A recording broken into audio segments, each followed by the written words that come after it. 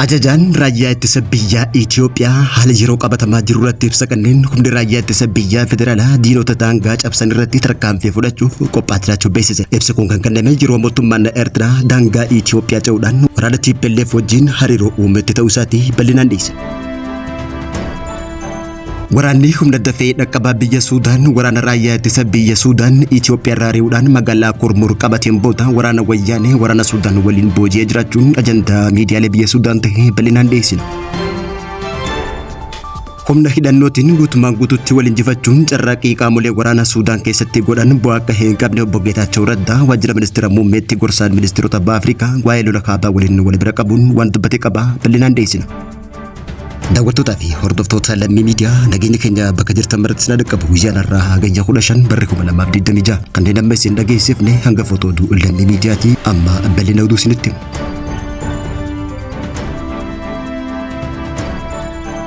Ajajaan waliigalaa raayyaa ittisa biyyaa Itoophiyaa Fiild Maarshaal Biraanuu Juulaa haala qabatamaa nageenya biyyaalessaa ilaalchisuun ibsa kenneen raayyaan ittisa biyyaa Itoophiyaa yeroo kamuu caalaa yeroo diinota isaa alaatii fi keessoo irratti tarkaanfii ilaalessaa fudhatu amma ta'uu ibsatee jira. Fiild Maarshaal Biraanuu Juulaa ibsa isaa keessatti baandaan tokko ofii isaatiif yeroo du'u abbaa biyyummaa biyyaa kabajaaf tokkummaa uummataa ajjeesuu akka barbaadus ibsatee jira. Shaabiyaan humna jalqabarraa kaasee Itoophiyaa irratti shiraxaxaa ture. Diinota keenya seena qabeessa waliin walta'iinsa uumuun Itoophiyaa galaanarraa fageessuudha kan jedhe Fiild Maarshaal Biraanuu Juulaa wayyaaneen humna kiraa sassaabdummaa dantaa sabaa Itoophiyaa gante Itoophiyaan buufata galaanaa isii akka dhabdu waggaa 27 nuffii tokko malee hojjete ammas akkas ta'uu waan dadhabdeef waraanaan deebifachuuf duulaa jirti jechuudhaan Fiild Maarshaal Biraanuu Juulaa dubbate. Itoophiyaan gantummaa wayyaaniitiin irra deddeebitee qoramaa turtullee garuu cimtee dhaabbattee turte Itoophiyaan ilmaan isii sabboonummaa ciccimoo waan qabduuf hanga ammaatti imala isii itti fuftee jechuun dubbate. Humnoonni diigumsaa tarsiimoo alagaa jalatti hiriiranii gamtaa simdoo ja'amu jaaruudhaan Itoophiyaa dadhabsiisuuf balleessuuf uummata keenya gidiraa fi rakkina jala galchuun Itoophiyaa qoftee arguuf ciminaan hojjechaa akka jiranis ibsee garuu fedhiin kun yoomiyyuu galma gahuu akka hin dandeenye Fiild Maarshaal Biraanuu Juulaa ibsatee jira. Wayyaaneen uummata Itoophiyaa qoqqooduun akka waliin namanne gochaa turuu kan hime Fiild Maarshaal Biraanuu Juulaa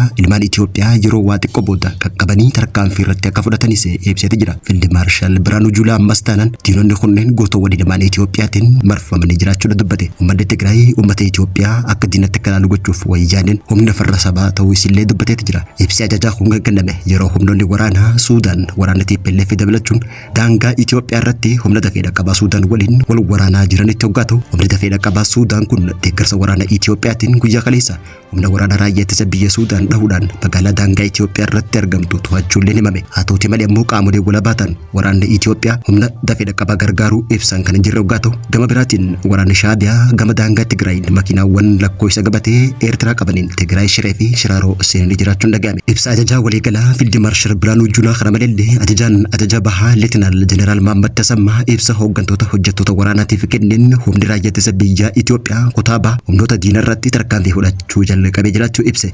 Jeneraal Mahammad Tasammaa hooggantoota waraanaa ijoo waliinis haala yeroo irratti marii taasisee jiraachuun dhaga'ame. Iziin bahaa diinota Itoophiyaa biyya diiguuf yaalan injifachuun ergama biyyaalessaa isaatii fi haala nageenya qabuun bahaa akka jiru kan ibseef Jeneraal Mahammad Tasammaadha. Jeneraal Mokonnon Izuu naannoo Amaaraatti bobbaafamuudhaan humnoota biyyattii diigamsaa fi gaagamarraan gahaa jiran irratti tarkaanfii fudhateen tarkaanfii madaalawaa galmeessee jiraachuullee ibse. Kana malees Jeneraal Mahammad Tasammaa gareen shororkeessitoota Alshabaab godina Harargee Baatii fi Lixaarraan gara Itoophiyaa kan seenne dhorkuudhaan garee shanee balleessuun dirqama isaa bu'a qabeessa taheen bahaa jiraachuullee hime. Ajajni bahaa naannoleetti bobbaafame keessatti hojii waraanaa isaa cinaatti mala misooma biyya keenya deeggaruun qooda isaa gumaachaa akka jirus ibseeti jira.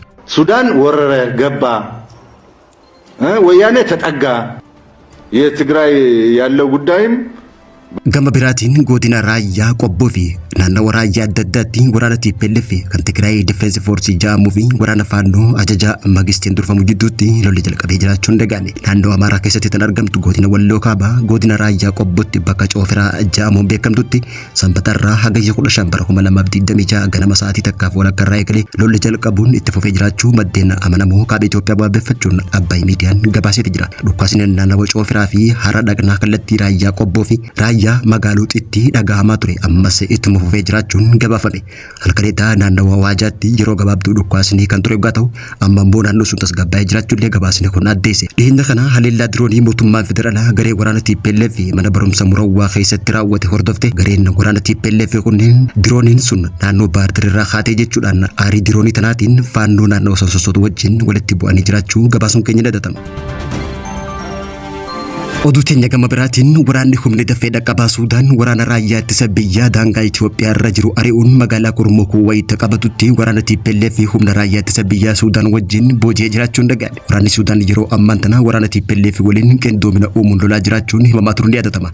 Kaleessa waraanni humna dafee dhaqqabaa Suudaan yeroo waraana raayyaa ittisa biyya Suudaan daangaa Itiyoo Suudaan irra ari'uudhaan magaalaa Tarsiimoo waraana tan taate daangaa Itoophiyaa Beenishaangul Gumuzitti dhiyaattee tan argamtu Kurmukuu qabatee jirutti waraana TPLF fi waraana Suudaan wajjin booji'ee jiraachuun dhagaadhe. Kana malees yeroo ammaan tana waraanni wayyaanee Suudaan keessatti lolaa turuun miidiyaa hawaasaa biyya Suudaan ta'e mata duree ajandaa ijoo miidiyaalee ta'uu miidiyaan biyya Suudaanii Suudaan Tiriibuun gabaaseeti jira.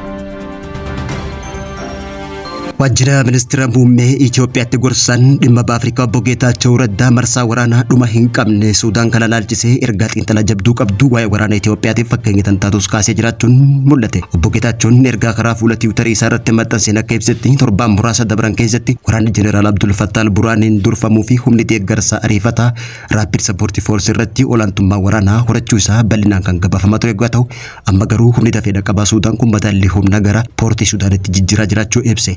Humni deeggarsa saffisaa magaalota Kurmukuu fi Kaayisaan Isteet Biluu Naayilirratti argamtu irratti yeroo ammaan tana to'annoo isaa mirkaneessee jiraachuun ibsame. Kunis mallattoo dorgommii waraanaa kanaati jechuudhaan obbo Geetaachoo Raddaa waa'ee bu'aa lolaatii fi faayidaa lola kanaa lola kaaba Itoophiyaa wajjin wal bira qabuudhaan ibse. Dirree lolaa irratti boruus ta'ee guyyaa itti aanutti maaltu akka ta'u mirkanaa'ee dubbachuun kan hin danda'amne ta'uu ibsuudhaan magaalonni fi buufatawwan waraanaa haala jiru irratti hundaa'uun torbee gara torbeetti harkaa wal jijjiiruun wal harkaa fuudhaa jiraachuun ibse. Haa ta'uuti malee jeequmsa kana hunda keessatti wanti jijjiiramne gadadoo fi gidiraa uummata hiyyeessaa Suudaan guyyaa guyyaan hammaataa dhufu qofa ta'uu dubbate. Waraana walitti kaasuu fi yaaddoo waraanaatiin biyya tasgabbeessuu fi furmaanni kan hin dhufne ta'uu obbo Geetaachoo Raddaa kan ibsa yoo ta'u gamalachuu dhukkaatu doon taane mariin filannoo tokkicha ta'uu ibsatee jira. Haaluma kanaan filannoo nagaa fi marii kanaan dura daangaawwan poortii Suudaan taasisaniin Jeneraal Al-Burhaaniin dabarsuun isaanii yaadatama. Humnoota alaatii fi hawaasa addunyaa dhimma Suudaan keessa seenaa jiraniif ergaa kana kan dabarse obbo Geetaachoo Raddaa deeggarsi mootummoota alaas ta'e qaamota biroo finciltootaaf godhamu kamuu madaalli humna halkan tokkotti kan hin jijjiirre ta'uu cimsee dubbate. Kanaaf hawaasni idil addunyaa gahee deeggartoota isaa barame dhiisee uummanni gara laafessa ta'an Suudaan akka nagaa argattuu fi qaamolee waraanaa lameen marii taasisuu akka qaban obbo Geetaachoo Raddaa dubbate. Obbo Geetaachoo Raddaa waa'ee waraana Suudaan kan akka fakkeenyatti kaasuudhaan ammas taanaan kaaba Itoophiyaa keessatti mootummaa fi akkasumallee humna Eertiraa fi TPLF wal ta'uudhaan lola banaa jiran kallattii furmaataa osoo hin taane kallattii wal dhabdee cimsuu fi rakkoo daran kan ammeessu ta'uu obbo Geetaachoo Raddaa dhaamsa dabarse. Waraana TPLFis ta'e Eertiraan qindoomina uumuudhaan mootummaa Itoophiyaa irratti lola bannaan furmaanni dhufu akka hin jirree fi gammachuu ta'e kasaaraa guddaa akka ta'es obbo Geetaachoo Raddaa dubbateeti jira. Daawwattootaa fi hordoftoota Lammii Miidiyaa irraa oduun yeroo kanaaf qabdu kan gammachuun hordofaa turtanii turtii gaarii.